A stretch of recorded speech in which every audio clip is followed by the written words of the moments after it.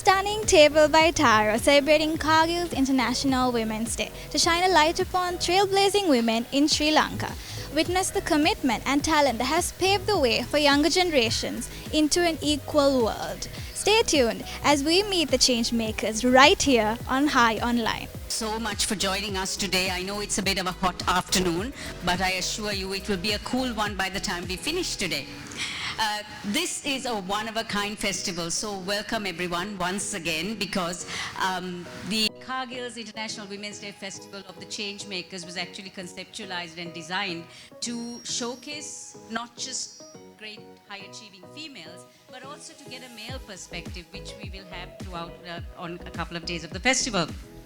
So it will be 4 days of dialogue and discussion, and today's one is actually focused on 3 young women who have made peace their code to actually work towards some kind of activism as well, because in this generation will be the generation that's taking forward, or has inherited a legacy that we ourselves have left for them. And as peace prompters, they have been working very much behind the scenes.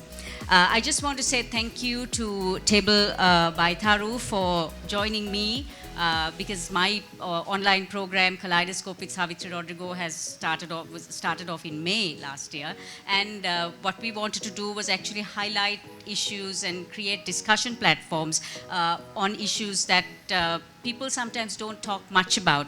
And thank you to Tharu for actually taking this on board, and to Mahika, who has been my great support ever since this harebrained scheme came to be. Kargil's our festival title sponsor. Thank you very much for being with us. The UNFPA, who's our event sponsor, exclusive radio partner Light 87, exclusive digital media partner Daily Mirror Online and High Online. All our media friends for being ever so supportive of this project. Thank you so much.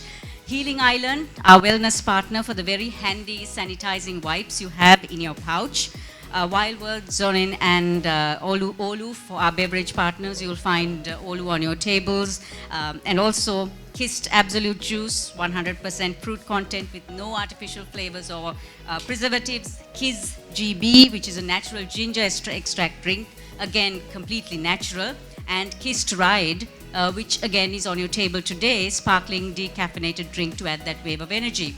And of course, later on in the evening, you'll be treated to a range of cocktails and mocktails.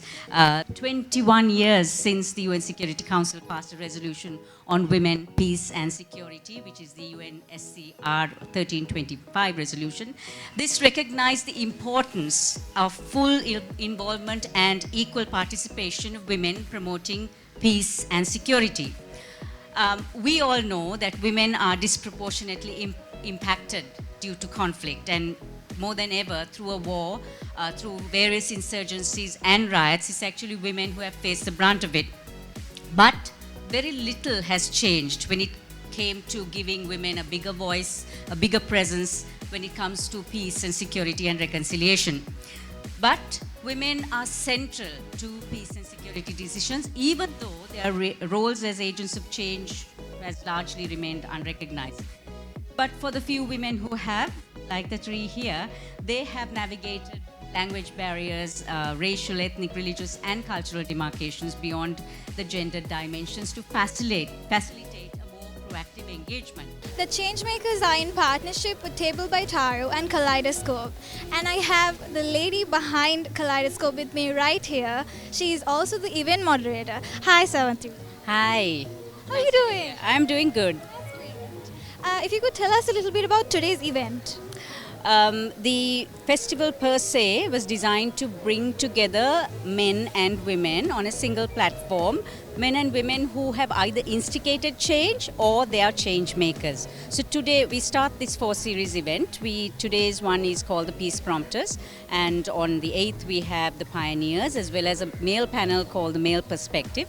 On the 15th, we have the Creative Forces, and on the last day, we have the Positive Disruptors. So each one brings in a mix of experience, a mix of young people who want to have a platform to discuss things, plus the corporate men who also need to be there. And we have Block and Dino the last day because they do a lot of work on giving women space. They even dress up as women just to give that identity. And I think they have actually disrupted the way comedy works here in Sri Lanka. Truly, yes.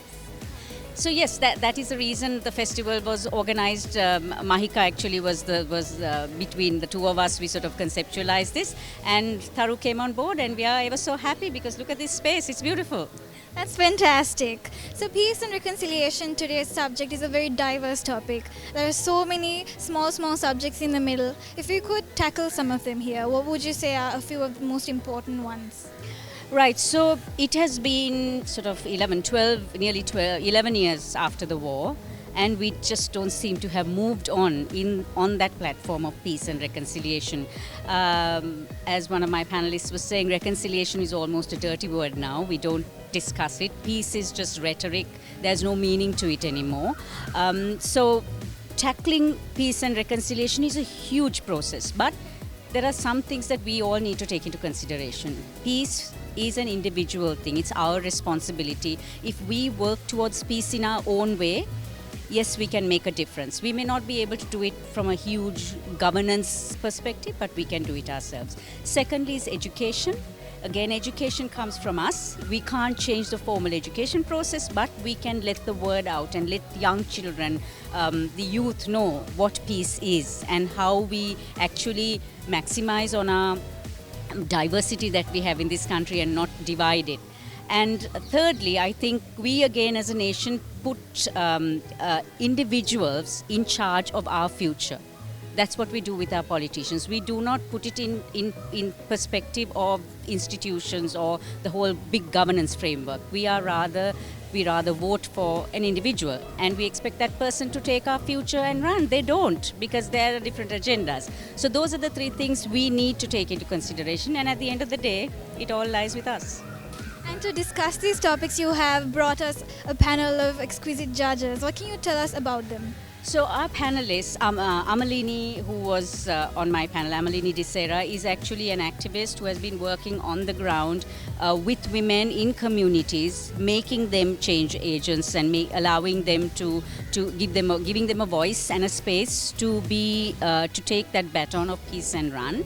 Yamini Ravindran was also brought in because she works on the platform of religious freedom and peace and reconciliation, because religion, face it or not, has been one of those divisive factors which is a hindrance to peace also. And Sara Kabir, who is an author, she's a publisher and a researcher, her work just after the war ended, she wrote a book where she interviewed 10 LTT cadres and 10 military personnel and shared their stories about the similarities and also the differences and what it was like. So her perspective of actually working on the ground in times of so-called peace, just after the war, but it wasn't peace, was what I wanted to bring in. And these are all young people, and I feel that the future, they need to be out there talking about peace if it is to go further. Thank you. I have Savitri here again. Thank you so much, Savitri, for being here. Thank you for having me. I think it's also important for us to note that as much as they are doing very important work, according to the Sri Lankan statistics, in 2019, women have only 28% or 26% approximately of digital literacy, which is a massive challenge and barrier in today's context and world. And then we also see how women have always had to fight harder in everything that we do. And be it to have access to resources or even to power. And I think women will truly be able to, at a community level or even at the highest policy level, be able to be very effective and far more effective if we are able to give them that space. And maybe later on I'll touch on how it's so important that we provide protection for them as well. The book that I did, it looked at the stories of 10 former LTT cadres and 10 Sri Lankan military. My gender aspect is not great, I have to acknowledge, because I was focusing on frontline cadres, and in the Sri Lankan military, the thing is women were not sent to the front lines most often, but with the LTTE, that wasn't the case. So one of the main things I think that was interesting to me was in speaking to the women from the LTTE in how they saw their status as very equal. They said that their training was done very equal. They would carry these RKG, these rocket propeller grenades, which are huge weapons. So there was no difference in that sense. But of course, this is talking about violent equality, so it's not the greatest way to be made equal. But with the Sri Lankan military, one of the narratives a lot when I spoke with the men was that, I would have liked to think that it was about safety for women, or but it wasn't. The conversation was mostly about the fact that women lacked the skills or the sort of ability to work in complicated situations. That was sort of the narrative that came, especially from the Air Force, actually. So yeah, I mean, there was quite a stark difference, but what is really interesting is today, in talking to them, there is a similar gap in how much we have done to translate their roles from during the war to what they are today. Both from the military side and the LTT side, they struggle a lot with their new roles and responsibilities in everyday society. For the former LTT cadre women, there are issues with marriage, not being able to get married again. I mean, some of these women who would go around with these big weapons are now scared to even step out of their house at 5 o'clock in the evening. So there are a lot of these issues that remain unaddressed for these women, which I think needs a lot of focus today. Hi, I have with me the lovely Amini. Hi, Amini. Hi, How are you doing? doing good, thank you. Yeah. So for our viewers, can you tell us a little bit about yourself and your field of work? I'm a lawyer by profession. I serve as the Director of Legal and Advocacy for the National Christian Evangelical Alliance of Sri Lanka. We spearhead work on freedom of religion or belief in Sri Lanka, and I also oversee 17 restricted Asian countries, and I also sit on the Asian Evangelical Alliance as an Executive Director for Religious Liberty as well. Well, what would you say when it concerns religion that you've come across a few issues that need to be addressed? There are so many issues that need to be addressed when it comes to religion, within religion as well. But if you take Sri Lanka, I think we need to really be able to bring in a proper understanding between religious and ethnic communities, and because there seems to be a lot of mistrust, and in the recent past you would have seen a surge of hate speech, fake news, which kind of made certain communities more vulnerable as well. So freedom of religion or belief in Sri Lanka is something which is very important, and we need to be able to address those gaps and create trust between communities. Would you say the recent COVID-19 Muslim burial issue is a part of this? Yes, definitely it was a part of it, but thankfully it has now been reversed. But we need to remember that it was never, it's not a gift that has been bestowed upon us, but it was always the right of every community. How do you think we could go about resolving some of these religion issues? What we can do to teach our younger generations? I think some of the mistrust and biased attitudes that we have about other communities comes at a very deep-rooted place where even historical dialogues have been taught to us, which has been biased. So we need to work with the youth and the younger generation in our country, speak their language, which is very important, and be able to very creatively give them that alternative historical dialogue, and to engage with them and to educate them on building trust between communities and the biases and the misconceptions that they have. I think if those deep-rooted issues are addressed, and if we really address it, and if we are serious about it, then we can really bring about change. Do you think legislative action needs to be taken when it comes to resolving some of these issues? Definitely, but only taking legislative action is not enough.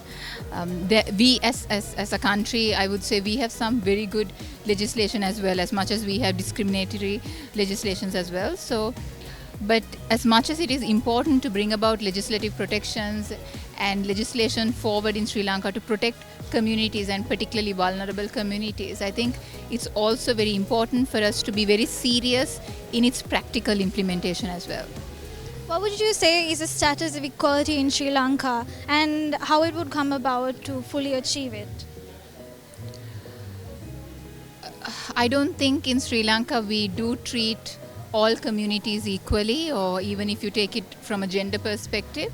So the status of equality is quite unequal, and it is something that we need to really work towards.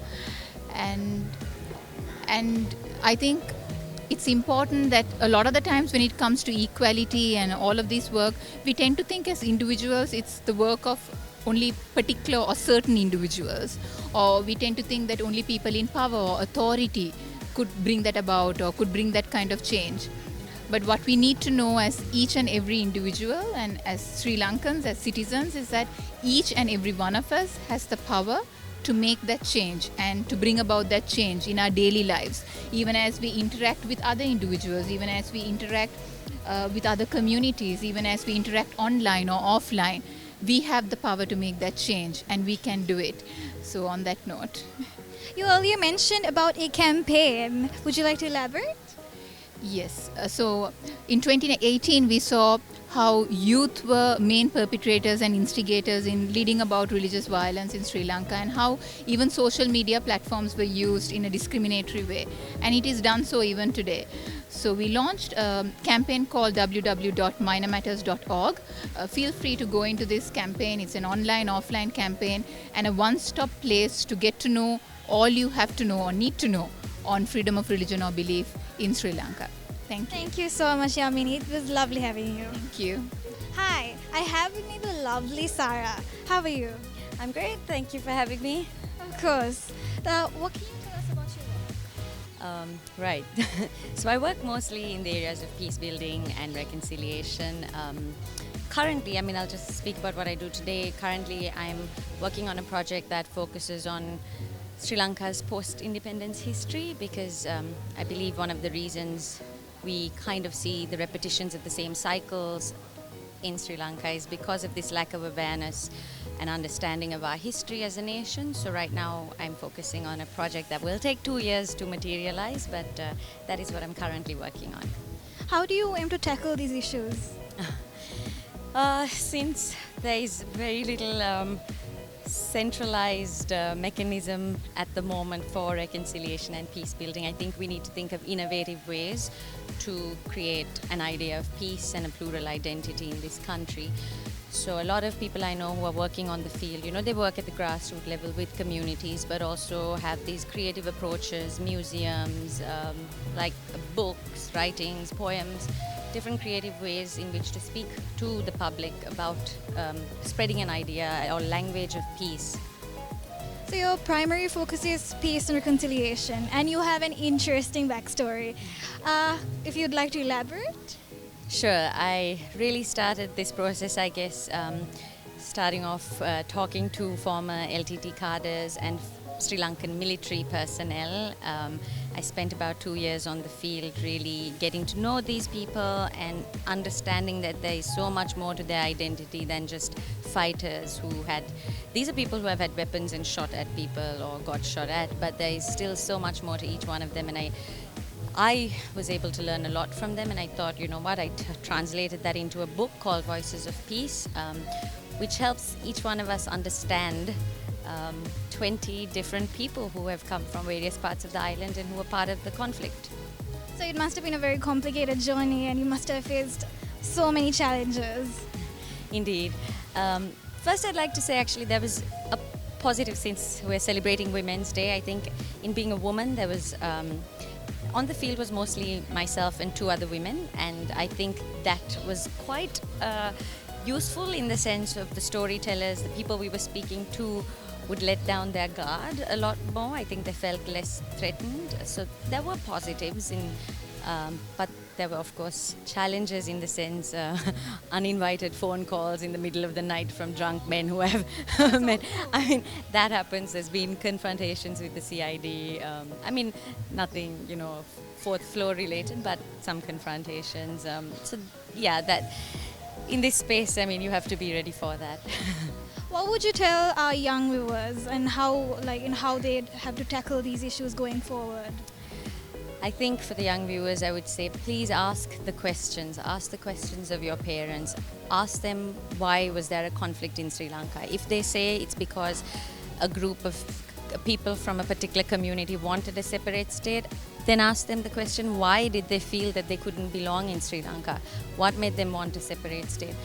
For the young people, I think that's my key message. Start with asking that question from your parents or anyone elderly that you know. All right, lovely. Thank you so much for joining us. Thank you for having me. Thank you. Then I thought I want to be involved in human rights, and at that time, to be honest, I didn't think peace building or peace and reconciliation. But fortunately, and it also has a lot to do with my faith as well, because I believe in justice and peace. So I was able to get connected to an organization such as NCSL, which was very much involved in work of social transformation and freedom of religion or belief. It is then that I realized that as individuals, as much as this work is dangerous, and yes, it has its pressures and challenges, the kind of change that we can bring about as individuals, not only in our communities and in our societies, but also in other individuals' lives as well. And sometimes it can be a very small change, which may be insignificant to us, but it is a big change in that individual's life. I remember one of the first issues that came across about a little 6-year-old schoolgirl who was deprived from following her religious faith in her school. And it was a simple letter that I sent as a lawyer and took it up with the school administration. I would say on the ground, women are some of the most active in engaging with their communities, in creating conversations, in creating safe spaces. So much of what I know and I've learned, I owe to like small women's groups in whether it's in Puttalam or Jaffna or Batiklo and people like that who are on the ground, who are not just having conversations about bringing, say, Muslim and Tamil women together, but who are actively supporting maybe war widows or women who are facing domestic violence and things like that. So in terms of that long-term sustainable change, women are doing so much of work, right? And I feel like it's the media circles and the spotlight, but it's always the few of us in Colombo who get talked about. But there's so much of work going on outside. In terms of being a part of the the larger reconciliation process, personally, I feel like those women are not given as much of a spotlight as they need to be. And I feel that's up to those of us who are in Colombo and closer to the proximity to these centers of power to actually do that work. And maybe we're not doing that enough. That's just a personal view. But definitely, like when you see, just whether it's just getting together, women getting together to sing a few songs and have like a space of fellowship and solidarity, I think at the ground it's women who are actually doing that. Like you said, they are being those agents of change. I have with me the very outspoken Amalini. Hi Amalini, how are you? Hi, I'm good, thank you. Lovely. So if you would like to tell us a little bit about your work. Over the last couple of years, I've been involved in documenting and creating awareness around human rights issues facing various communities across Sri Lanka. This can be in the form of post-war issues or economic issues or even issues with regard to persecution of religious minorities. Yes.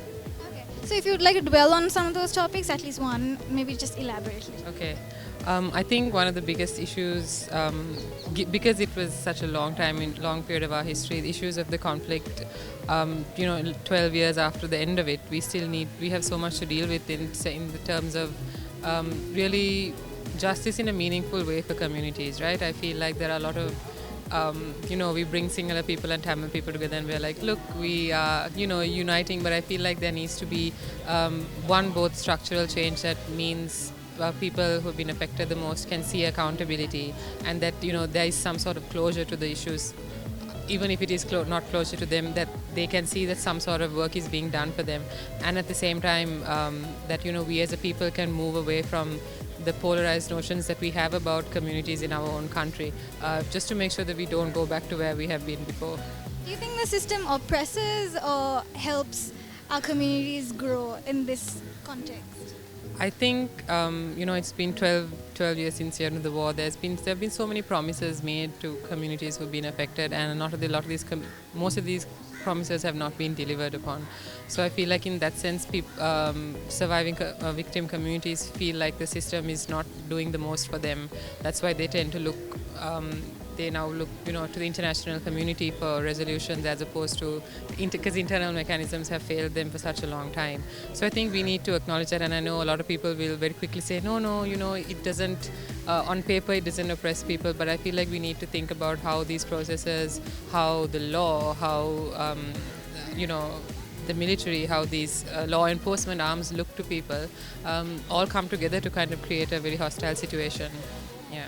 So, what do you think during your time in the field that you've come across so many various issues?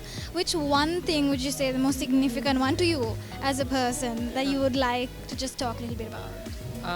I think one of the things that I think we need to overcome is narratives and the conversations that we have, right? At the moment, we have extremely polarized narratives where you and I are competing to be heard on the same stage, whereas I feel what it really is that we have diverse experiences of whether it's the war, whether it's even COVID, and we need to be able to understand that two people's realities two communities' realities can exist at the same time. One doesn't automatically mean that, the other is erased from being.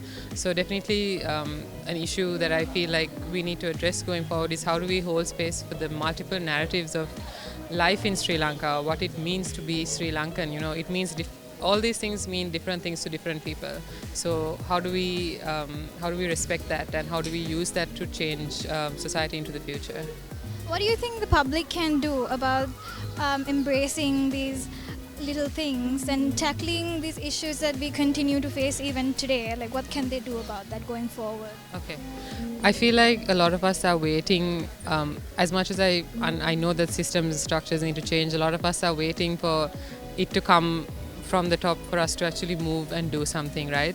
But whereas whether it's, say, changing conversations on discrimination or how we see other communities, respecting other communities, it starts with each and every one of us, right? And each of us has something to possibly give.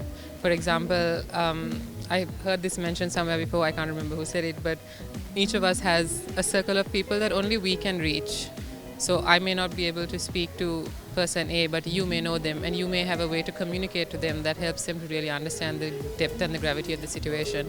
So we are all placed in our own communities, in our families, to just, even if it's to move the conversation in the smallest way, because I feel like all those small movements should, I hope at least, move towards something bigger. But yeah, we all have a role to play, definitely. Well, that's the lovely Amalini. Thank you so much for being with us, Amalini. Thank you. Thanks. Hi, I have with me the lovely Mahika, a representative of Tharo.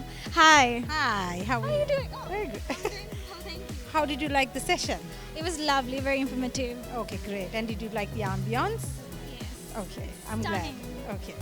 Okay, so what is your question to me? So, what was the aim initially when you came up with this program? What was the aim for the Changemakers event?